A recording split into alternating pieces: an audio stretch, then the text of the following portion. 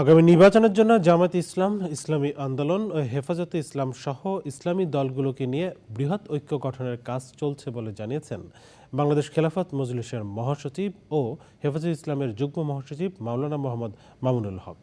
আওয়ামী লীগ 5ই আগস্টের পর বাংলাদেশে রাজনীতি করার প্রাসঙ্গিকতা হারিয়েছে বলে জানান তিনি। রিপোর্টে আরও জানাচ্ছেন তাফহিমুল ইসলাম। 5ই আগস্ট ছাত্র জনতার গণ অভ্যুত্থানে দেশের পট পরিবর্তনের পর ঘুরে দাঁড়াচ্ছে দেশের ইসলামী রাজনৈতিক দলগুলো। বর্তমান অন্তর্বর্তী সরকারকে পূর্ণ সহযোগিতা করার কথা বলছেন বাংলাদেশ খেলাফত মজলিস। দলের মহাসচিব মাওলানা মোহাম্মদ মামুনুল হক বলেছেন, রাষ্ট্র সংস্কারের উপর নির্ভর করছে আগামী নির্বাচন। যে যার যার মতামত তার যার জায়গায় থাকবে, কিন্তু যেই পয়েন্টগুলোতে, যেই বিষয়গুলোতে আমরা সকলে একমত, অন্তত সেই বিষয়গুলো ঐক্যবদ্ধভাবে বাস্তবায়নের চেষ্টা করা। বিরোধের জায়গায় থাকবে আর ঐক্যের জায়গাগুলোতে আমরা একসাথে কাজ করব।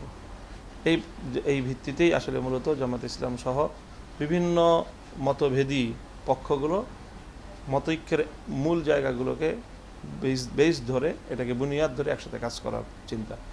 এই ভিত্তিতে আমরা আসলে ঐক্যের চিন্তাটা করছি এবং চেষ্টা করছি। এদেশের রাজনীতিতে আওয়ামী লীগ প্রাসঙ্গিকতা হারিয়েছে মন্তব্য করে মামুনুল হক বলেন, পাখির মতো যারা মানুষ হত্যা করেছে এই প্রজন্ম তাদের আর গ্রহণ করবে না। মানুষের সাথে আওয়ামী লীগের যে আচরণ হয়েছে আগস্ট বিপ্লবের পরে বাংলাদেশের রাজনীতিতে আওয়ামী লীগের প্রাসঙ্গিকতা খুবই ওইরকমই হওয়া উচিত, যেমনটা 1971 পরবর্তী সময়ে বাংলাদেশের মুসলিম লীগের রাজনীতি যা হয়েছে। মুসলিম লীগ 71 পূর্ববর্তী সময়ে ঠিক যেই আচরণ করেছে দেশের জনগণের সাথে, আওয়ামী লীগ 5ই আগস্টের বিপ্লব পূর্ববর্তী সময়ে তার চেয়ে আরও অনেক জঘন্য আচরণ করেছে। আওয়ামী লীগের রাজনীতি এই প্রজন্ম যতদিন বেঁচে আছে, এই গণহত্যা যারা দেখেছে, তারা কোনোদিন আওয়ামী লীগকে আর গ্রহণ করবে বলে আমার মনে হয় না। মামুনুল হক বলেন, অন্তর্বর্তী সরকার প্রয়োজনীয় সংস্কার করতে ব্যর্থ হলে এর মাসুল বিএনপিকে বেশি গুনতে হবে। তাফহিমুল ইসলাম, চ্যানেল আই, ঢাকা।